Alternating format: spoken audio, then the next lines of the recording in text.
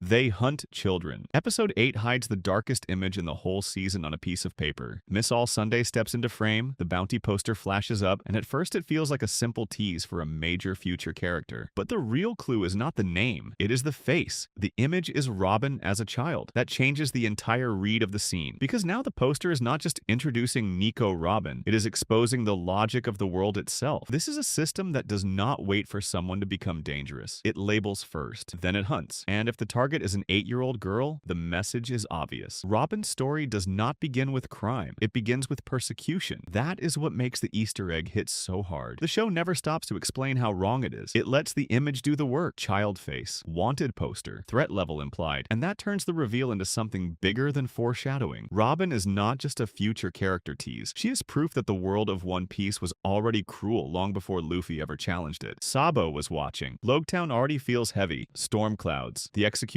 platform. Buggy taking control of the moment. Luffy seconds away from dying before his real journey even begins. Then Season 2 makes it darker with one hidden detail. Sabo is there. The reason it works is that the show does not present him like a grand reveal. He is close to Dragon, more like a shadow than a character entrance. That matters because the scene already feels like Luffy's loneliest moment. He is trapped in public, surrounded by enemies, and the only thing protecting him is luck, weather, and chaos. But Sabo changes that. Suddenly, Loguetown stops being just the place where Luffy gets saved. It becomes a collision point between death, family, and revolution. On first watch, Luffy looks completely alone on that platform. On rewatch, the hidden detail suggests he was being watched by someone who mattered far more than he knew. And that makes the scene heavier, not softer. Because Luffy still feels alone. He just is not. Season 2 turns a near execution into a secret brotherhood moment, and that makes the entire sequence feel more tragic the second time around. Brook starts here. Brook's cameo feels warm the first time you catch it, a little surprising, a little sweet, maybe even like harmless fan service. Then you remember who Brook is. The Laboon material already carries sadness because it is built around waiting, absence, and a promise that never healed. So when Season 2 slips Brook into that space years before casual viewers expect him, it looks like a nice reward for fans. But Brook is not just a fun future character. He is one of the saddest promises in One Piece. A musician tied to a dead crew. A survivor carrying a promise long after everyone else is gone. A man whose whole identity is shaped by outliving the people he loved. That is why the cameo works. The scene still feels soft, the energy still feels adventurous, but buried inside it is the beginning of loneliness, death, and decades of grief. So the Easter egg does not just reference Brook, it reprograms the whole flashback. What looks like a gentle nod is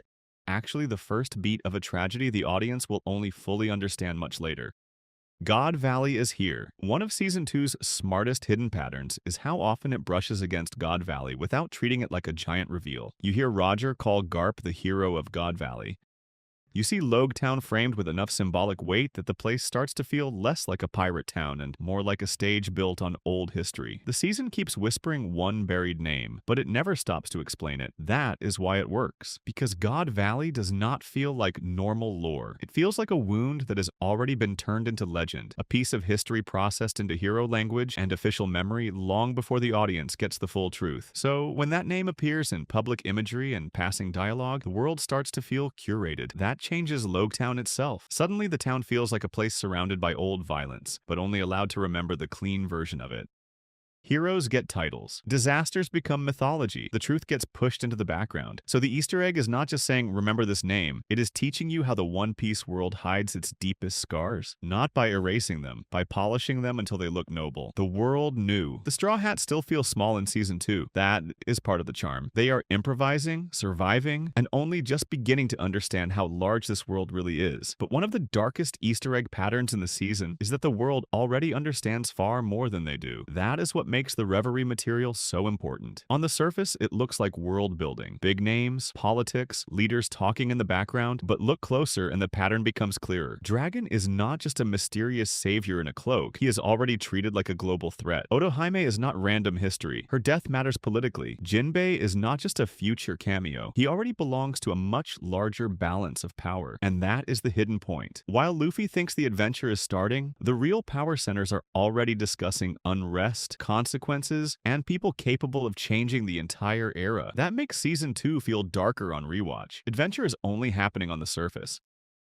Underneath it, the world is already unstable. The Straw Hats think they are entering the story. The Easter eggs quietly tell you the story was already in motion long before they arrived. Nika was planted. Little Garden feels like chaos at first. Giants, monsters, scale, a wild break from the tighter spaces that came before it, which is exactly why it is the perfect place to hide something enormous. Nika is planted there like mythology disguised as background detail. That is what makes the clue so effective. It does not arrive as a giant answer. It comes through giant culture, old stories, symbols, and folklore that are easy to dismiss as flavor. But One Piece almost never repeats mythology for no reason. If a legend keeps surfacing, it usually means the world has been carrying that truth long before the audience was ready to notice it. And that is the darker layer here. Nika does not just point toward hope. It points toward buried memory, the kind of legend that survives because someone tried and failed to erase it. In One Piece, freedom is never simple. It is tied to suppression, history, and people punished for remembering the wrong things. So this Easter egg is doing more than teasing the future. It is warning you that one of the story's biggest truths has been hiding inside folklore from the start. The myth was never decoration, it was evidence. Sanji said too much. Sanji gets one of the quietest, dark Easter eggs in the season, and it barely even sounds like a reveal. He mentions cooking for his sick mother. That is it. No dramatic pause, no swelling music, no flashback forcing the audience to stop and process what the line really means. But for people who know where Sanji's story eventually goes, that sentence hits hard, because it changes the way you read his softness. Sanji usually hides behind charm, wit, and performance. He moves like someone fully in control, but that line opens a crack in the image. Suddenly, his cooking does not just feel stylish.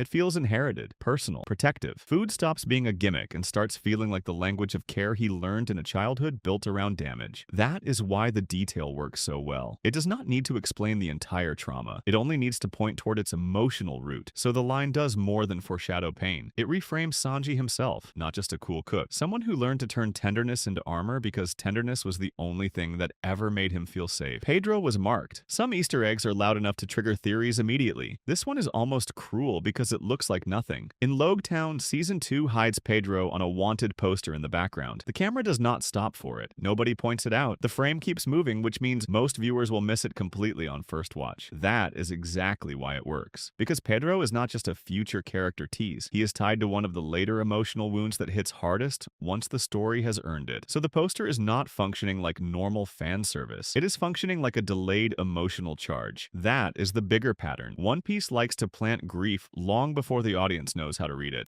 Then later, when the story finally cashes that emotion in, the earlier detail turns brutal on rewatch. And that makes the poster more than background dressing. It becomes a statement. Robin's poster shows the cruelty of the system. Brook's cameo shows the length of pain. Pedro's poster shows how early One Piece likes to plant loss. These are not random fan rewards, they are emotional landmines. And the darkest part is that Season 2 leaves them in plain sight, trusting that most viewers will only understand them after it is already too late.